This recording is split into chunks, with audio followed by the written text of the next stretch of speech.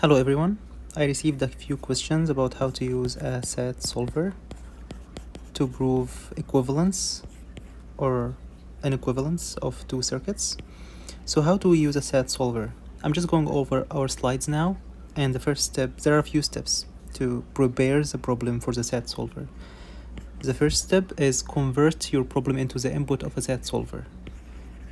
So we have the circuit or the problem, so we need to convert the problem into set input. Now there are multiple types of set solvers. There are fancy ones that can solve any kind of equation in any form. Those are not the ones we're using in this class. I don't want you to use them. The one you can use and should use is the one that takes C and F form. So there are some sub-steps that we need to do. We need to formulate the problem logic. Basically, like capture the circuit schematic into an equation that the set solver will take. Okay, what kind of equation? Well, that's number 2. So if the set solver requires CNF form, which is what we're using here, then we need to convert that formulation above into a CNF form. What is CNF? Conjunctive normal form. Conjunctive means we have a few ORed laterals, and this is called a clause, and they are ANDed together. The AND is conjunctive. If we have disjunctive, then it would be OR here. But anyway, and then usually this number 3 depends on the set solver, but most of them will require you to convert this CNF form into some numerics, into numerical input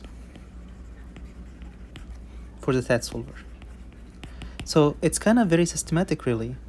To use a set solver, we first have to, design your circuit and kind of characterize your circuit, like literally characterize the circuit, formulate that circuit into like an equation.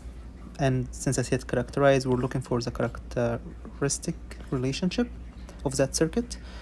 The set solver works in CNF form, so we need the characteristic representation in CNF form. And then we will need to somehow, this depends on the set solver we're using, represent this as some numbers. And that's all the first step. This is all preparing the problem for the set solver. The next step is to actually run the set solver.